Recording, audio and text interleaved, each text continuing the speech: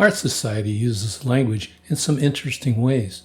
For example, take words and phrases about violence.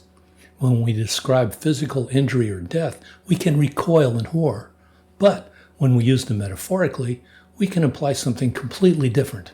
He killed the ball. He crushed the test. He murdered that debate. This may seem strange, but it indicates the flexibility of language and how we use it. Jesus himself used the fifth commandment in a greater sense than the mere words found in the law. You heard our ancestors say, "Do not commit murder, and whoever commits murder will be declared guilty." I tell you that anyone who is angry with another person will be declared guilty. The Council of Religious Leaders will condemn anyone who calls someone worthless. God will throw anyone who calls someone a godless fool into hell. Jesus went beyond the literal words of the commandment and considered the attitudes and actions at its root. Jesus addressed the fifth commandment not in a literal sense of violence. He expanded it to areas of reputation and social standing.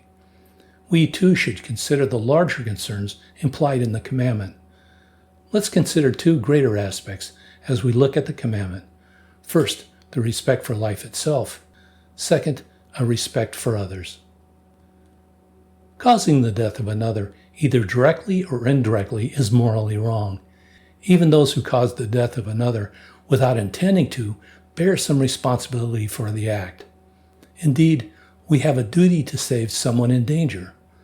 Life, even of the unborn, is sacred, so the Church opposes abortion and the manipulation of embryos for mere research or harvesting. The Church also opposes actively ending life through euthanasia or suicide. The sick should receive care to allow them to pass from this world naturally and with dignity. While the Church condemns individual efforts to take one's own life, it does recognize that psychological factors can lessen responsibility for one's acts. We should not judge those who commit suicide, but pray for them. The teaching of Jesus on murder, like others, has limits. Note, he did not say we could not defend ourselves. In fact, we have a duty to protect the lives of others.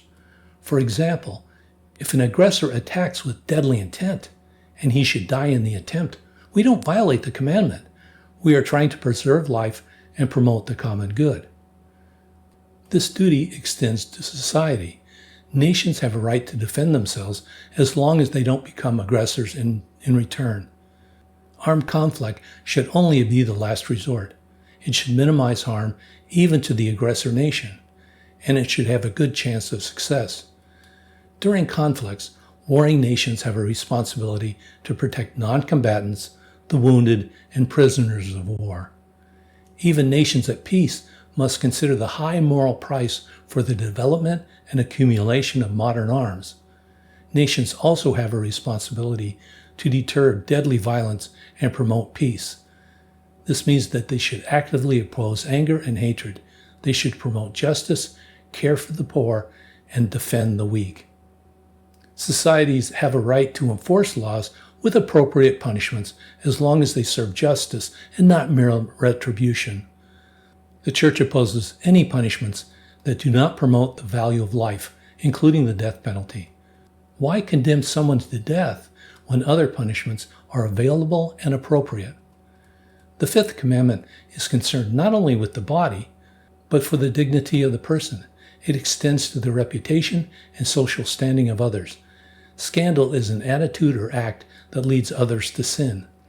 It can be caused by an individual or a group. It weakens solidarity between people. The commandment is also concerned with the health of the individual and, by extension, that of society. Individuals have a responsibility to care for their own health through exercise, diet, and moderation. Societies have a responsibility to provide adequate living conditions for the growth of their citizens. These include economic, educational, and health care-related assistance. Scientific research and technology can benefit the individual and society. Both must be guided by moral judgment and professional ethics. They are to serve humans and not become ends in themselves. The fifth commandment condemns violent acts such as kidnapping, torture, or terrorism.